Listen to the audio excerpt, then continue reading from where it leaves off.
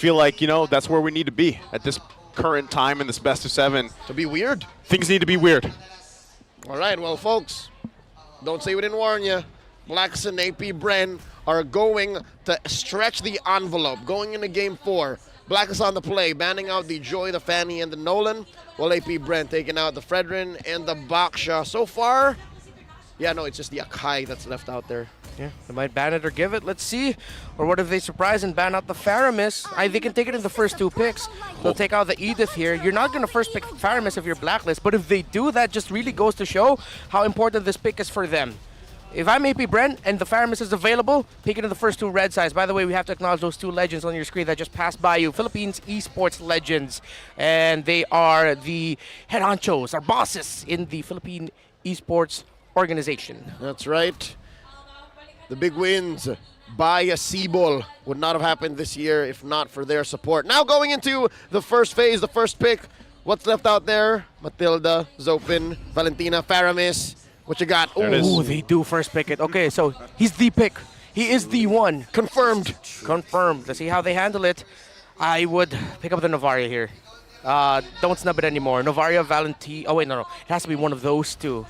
And that's the question right now for Apbr. Which one? Yeah, and, you know, while we wait for that, I'm curious, was there any glaring things for you guys that really changed with just having Haji alone in the lineup from the previous game? Not so much, to be honest. I feel like we need a little bit more of a sample size. That's just from my perspective, because it still looked like Blacklist. You could have covered up the name, and I would have believed that was Yue. Yeah. All right. Personally, for me, I am of the belief that Yue is more aggressive, and Haji reads the room a little better, plays the map more, and the map demanded you protect Oheb. Yeah. He played that role to a T. Okay. Understandable. And Sensui finally gets his hands on the Akai, or at least one of the utility junglers. Look at this, the switch up. Coach Ducky decided to get the Marquise over the Akai. Yeah, which was interesting to me because they're up against a Faramis, and usually when there's a Faramis on the opposing side, you do pick up the Akai for yourself. So Apbr might be cooking up something a little bit differently here. Let's see what the XP lane pickup for them will be. They can go gold lane, pressure the gold lane pickups, go into the second phase. As for the XP laners, I'd want to see something with, again, easier dive. Benedetta, Yuzong, most importantly. Pete Paquito is going to be tough here up against an Akai. But don't forget, there is still also a Uranus available for Apbr. You know what else is out there? What? Valentina. Ah, yeah, right. Pick up the Valentina now. That might be the play of Blacklist International too. Yeah. No, I mean, Blacklist has no room for it. They already have the Faramis. No, I meant like that Blacklist wants Apbr. It's like, hey, we don't have the Valentina. Go ahead, pick it up. They allowed it? Yeah. Could be. Looking at the draft index this time around, yeah, that's pretty down the wire. Still very close, just slight edge in terms of no significant. Oh wait, there's a slight edge for Apbr for the overall damage that their composition can dish out as of now. But of course, as it goes on, it will get evened out. Still begs the question too: what do you put in the gold lane, right? For the most part, this series anyway. Yeah. There's been a lot of attention to the gold lane for both teams. Yeah, you know, let's protect them. Let's let them duke it out themselves. You know, how do they do that? Game 3 was almost single-handedly won by a gold laner. Exactly. In the hands of KL1. So in that case, he is the one. Banning out the Brody here, Apbr, Blacklist does the same for the Ix. All right, that's cool. I like it. They read the situation. Yep. And Blacklist International would really need to ban out the Clint here. Because if they're taking away the X here, then the Clint is the last best possible option in terms of like artillery, a little bit more way in the back gold laners. So that would leave, okay, if this is a, what's the name of that here? I just said it, Clint. If that's a Clint ban inside of Blacklist and the Bruno ban now from Apbr, Irithel and Claude are still available as long as Beatrix. Yep, the Outlaw and the Sheriff. I'm actually for banning the Clint. Clint looks good right now for Apbr. Yeah, there's not a lot of dive right now for Blacklist. The dive relies too heavily onto Edward again with his penalty zone, maybe even flicker combo. But maybe they might play into it, but that means Haji would have to play a more aggressive role, which is what Blacklist is looking for in Yue. Yeah, like they want to not let Haji play that style that he's so known for. You know, they kind of want to force him to have those initiations and be a little more aggressive. And with the first 3 picks that they have, they could make that happen. There's an interesting last ban, though, from Blacklist International. It's going to be Yuzhong here. Huh. They're still protecting Oheb. Yeah. Does this mean that they want them to pick up also the Xborg, which has been the answer for the Terizla for the most part? In this scenario, I'd want something a little bit more easier to dive with. But then the Benedetta at this point would be difficult, Paquito. Yeah, I think Blacklist just forced Apbr into picking up the Xborg. But the Uranus is still okay here, honestly. Yeah, no, if I may, from game 3, yeah, the Xborg was kind of underwhelming. If Yeah. you don't get the full-on last Insanities or you get your Firag armor popped before you're ready, that's it, nothing. You're What's it gonna done. be? They pick up the Erytha. Okay, so now the Clint. They want a little bit more maneuverability. You know what's left open? What? The Angela. Ooh. The Angela is still open. So if Apbr so decides, they can put the Angela in. Never mind. They need an XP laner. I got too excited. Yeah. Might be the Uranus, but could be a bit quite Ooh. that's why they pick up the Claude, because they're reading into the Uranus pickup right now. There's an old friend of ours. Well, friends of ours. Let's see. on, Rome Dexter. for Renegade. Wait, I was going to say, what if they did take up the Angela? Okay. There. It was you were- Blacklist. Yeah. So I So, was talking about Apbr. oh, okay. Well, I was Because going they picked up the Irtel. Right. And that Explain worked so Baksha. well. Explain. Oh, no, yeah, they man out the Baksha. Now I got excited. They're stuck with the Uranus pickup. You played yourself. This is just a different pattern from what we've seen for a while. Esmeralda or Benedetta? Yeah, it has to be damage or split, anything. Oh, excuse me, the Arlot. Arlot. Right. Oops. There it is. Damage and CC. How about it? And a that- side of sustainability. Balances out a little bit more, but the support utility, again, Blacklist leaning into their signature play style. The sustained damage for both, close, but Brent's early to mid scaling. Much better right now, statistically. However, we know Blacklist International to play the map very well with how Brent's lineup looks like. If they lean too hard into playing for that quick scaling, team fighting, that burst that they have, they might fall into the trap of just losing their map. If If. that happens. If that Yeah. happens. But so far, the problem in game 3 was they went too slow. Yeah. So they can overshoot. They can overshoot. They can overshoot. Let's see.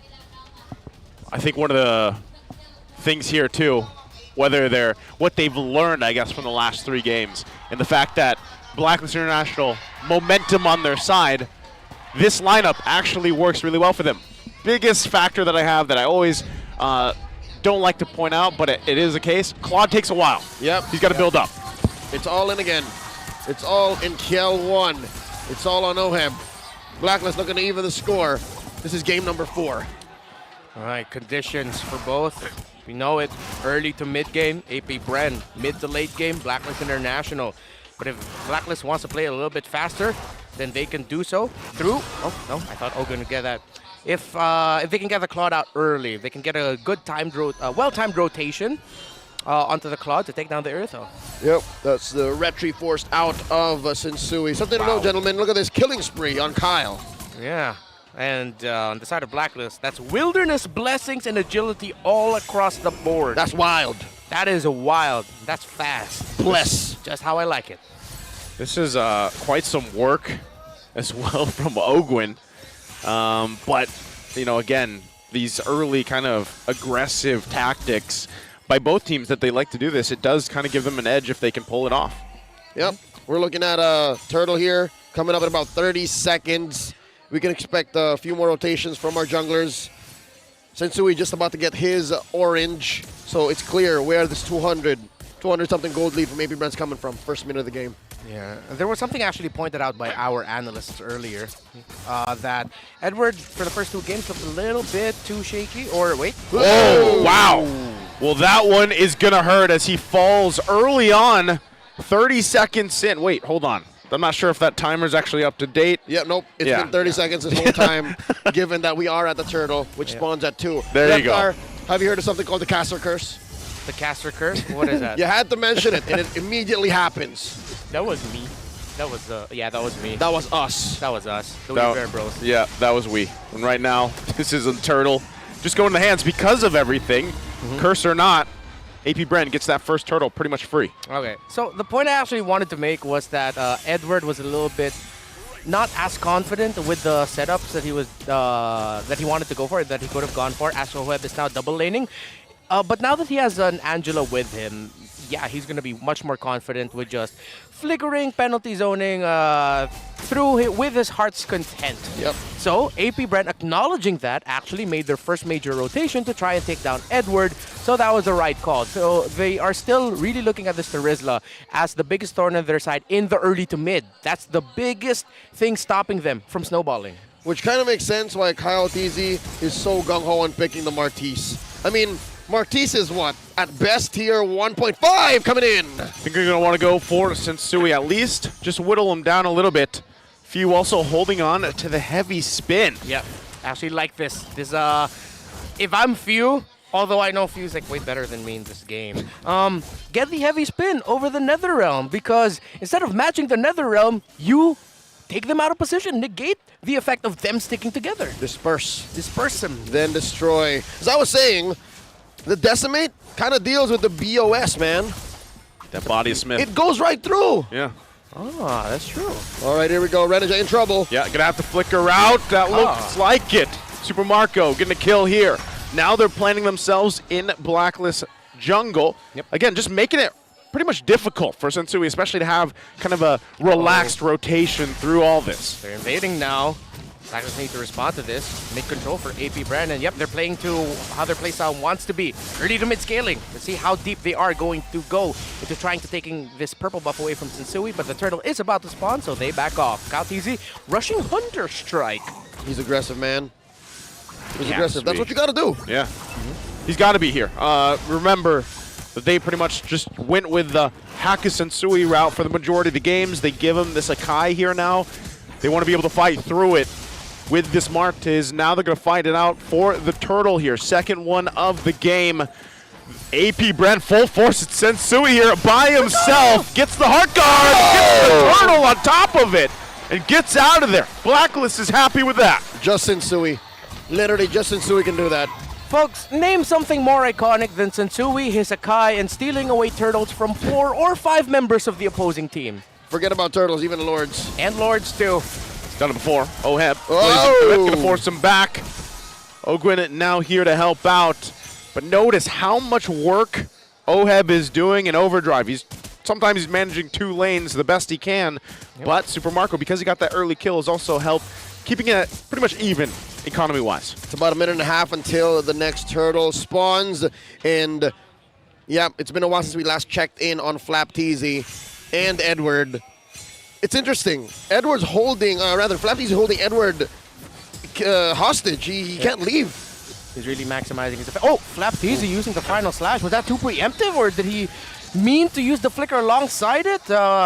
Oh, that was a blunder, or just, again, preemptive by Flap TZ, but they don't have a final slash. Good thing it comes back quickly. By the way, one interesting thing I want to point out here by Valentina, it actually builds the enchanted, Necklace of Durance first. Uh-oh. There's the heavy spin. They're going to go for Few here. Heart guard along with the Blazing Duet. Few could be in trouble. Going to try to run away from this. Will be able to do it. Edward gets the kill here. So the answer. Now Blacklist International on the board. Making their way. What a huge final slash going to come through. Haji has that Netherrealm to help him out. Nothing comes of it, despite a great placement with a final slash from Flap TZ. Interesting. AP Bren moving forward, moving back. Wasn't sure exactly what they were doing, if they were going to be leaning hard into that final slash. And kudos to Few. I mean, I understood what he was trying to do. He tried to juke Blacks International. Yeah. He tried to flicker on backwards. Yeah, he was trying to, I feel like he was just trying to get a bit of damage off before he went down. If ever he could have gotten a combo off, but at that point, nah. That too. Yeah, but at that point, it was just way too much to handle for AP 4 Brand. members of Black. Yeah. Okay, APB. Let's see how they're going to be playing this, because a little bit more comfortable into the side lane, so they're still trying to manage their macros, which is the right choice. Full 5v5 team fight, though, they got to find the Faramis or the Claude. I feel like Flap TZ might want to hold on to that final slash, or use it early, hold on to some key abilities, and then fight again. So Sensui, can he do it again? He's going to try to, but forced out of this one. Not going to be close enough at all. Goes in the hands of Kyle TZ. They've got the 2 turtles. Blacklist with the 1. So how does the next big objective fight go, and what do they find before it? It's about 2 minutes until the Lord. Photos built on both sides. Ogwin and Renegade sprint on Oheb so he can get on out of there right before Flap TZ got to him. Oh, it's clear. AP Brent want this turret. Look at that cooldown reduction as a chase for this Valentine. And Nicholas of Duran's priority. Again, very rare because now that delays the damage output, so it sort of delays your snowball factor on the side of AP Bren. But I think for them now, they aren't thinking of the Valentina as the one of the carry options. They're thinking more utility, and it's going to be up to the Irithel and the Martis to be the snowball. That's right. Right now, they made the call and say, you know what? You're going to be utility. You're going to be getting heavy spin anyways. Yep. Yeah. So play the role. You may need that too, obviously, with what they're up against. Especially with the Angela on board. But with all that, they're going to be happy getting this turret. They'll make their way now to the next one. We're still a minute away from the Lord. What is this? Flap Teasy and Ogwin taking control of the bush. Coming in. Go. Final slash. Final slash going to come through. Do they have the follow-up? Again, a lot of this is just kind of pushing and pulling. Not really committing, though, from AP Bren. They just kind of want to keep things going. It's what you call in the business a feint. A feint. F-E-I-N-T. Thank you for spelling that out. I almost forgot how to do that. Some people might think F-A-I-N-T. That's a different kind. Yeah. Yep. That's the not fun kind, unless you're into that. No one's into that. No one's into that. That's well, I am into that. Song from Linkin Park. Ah, It is. yeah. Don't start singing it. Miss you, Chester. Back to the action, folks. Mid lane pressure by AP Bren. 1.6k gold lead. Lord spawning in just 5 seconds. I'd say 50-50 unless, they force a DPZ. Another one defensively. But those, compared to the final slash will come back quicker. So let's see. Watch out for the green dots on the two EXP laners. Flap TZ just sitting on Sensui for now. Certainly going to come through. Edward doesn't have what he needs. He still has a flicker. If he has to, he's in trouble. Flap TZ will get the kill. Heartguard going to be used on OM as well. Still going to be fighting for this Lord. AP Bren with the numbers advantage. Going to be pushed back a little bit. Super Marco quite low as well. Blacklist International has great fighting potential here. Can they pull through? Watch out, Super Marco does not have an ult, and they're dashing into the back. Dashing into the back, Haji, the focus, Flap TZ once again going to force him there. Ogwin with the circling eagle. Still going to be fighting for a heavy spin. They're trying to keep him at bay. Super Marco will secure the Lord. And Flap TZ gets the stuns off, but still going to be chasing him down. They're running here on the defensive. Flap TZ, the rest of the crew. Edward goes in with the penalty zone.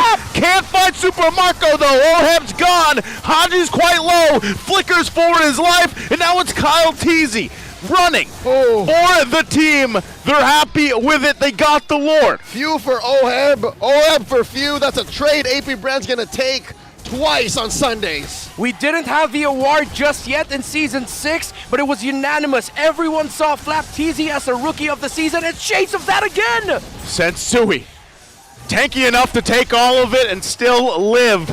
But right now, they still have to get back, heal up, and get ready for this Lord pushing in. The Filipino cannon has been let loose. And so far, all throughout that minute of action, AP Bren have crawled their way back into a lead. Comfortable, 3,000 gold. Oh, wow. Okay, looking at the gold laners up to a Malefic Roar is that Irithel, but the combo of the Angela plus the Claude is what sends Super Marco back at that fight. Flap again! Flap TZ once again pressing the situation, but ultimately they get the tier 2 top and bottom, and now they make their way down the mid. Thank you for reminding me. That was actually his nickname, his moniker. I was thinking of it, but we called him the Filipino. Again, unleashing here. A huge threat. Now we're going to jump in with the penalty zone. We're just trying to keep him at bay. Oheb with the blazing duet and the heart guard. That's much though, because Kyle TZ gets the kill. They don't care about the heart guard as they put the pressure on Blacklist International. AP Bren not letting them breathe. Those are two key pickoffs. Blacklist need these two players to defend. AP Bren looking to penetrate in mid. Still going to be going, even without it. Final slash again. It's the lowest cooldown here, and they can't push on forward. But AP Bren right now is dominating. Take it back. This is not Season 6 Flapteasy. This is M2 World Championships Flapteasy. Boy did not have a cooldown on the Black Dragon form in Singapore. Wow, you saw it here, non-stop. Final slash after final slash, making the most out of the stun initially from that Arlot and then sweeping anyone. Blacklist International they just keep getting caught off guard. It's like, he's not gonna, oh, he did? Oh, he's not gonna, oh, he did again? Bet you believe Blacklist wish they had at least one Purify. Whew. Yeah, they're wishing they had that one Purify. Not just the final slash, fam! Even his fully charged second skill, whoosh, whoosh, whoosh! And then the full proc. What? Accurate sound effect there Yep. from that Arlot. I don't play enough Arlot to know. It sounds It about is, right. it is. Yep. Cool. Good sounds, Naisu. Thank you. Yeah, Kaltizi also very clutch with maximizing his control abilities as well, especially when Oheb and Renegade went in with that blazing duet. Oh, we've seen this several times in the regular season. 4 out of 5 members have all CCs, and it all just comes into this beautiful formula, this cocktail of... Oh, a final slash again on Oheb. Gonna force him to think twice. Now Sensui gonna be the focus. They push him back. He can't even get near the Lord right now. Close enough. But can still go through. He's too late even with a heavy spin. Ogwin gonna jump in. They get the nether realm out. Flapteasy at the front of the line. Final slash not gonna connect. But then where they want to be. Edward gonna jump in. But where's the firepower from Blacklist International? The blazing duet's doing nothing and they run back. AP Brand happy with what they got. That's a Luminous Lord scored for them, giving them a 6K gold lead here just past 14 minutes. Everyone waits with bated breath as our two M5 representatives are putting on a clinic. This is how you play the game. This is why the Philippine meta worked not once, not twice, but 3 World Championships running, baby. 4 years in a row and counting. The Filipinos have been on top of the world. Yeah. And this is exactly why. Look at this. The people here at EVM Convention Center could not wait. But good news, folks at home, this does give us a few moments to actually digest exactly what's going on.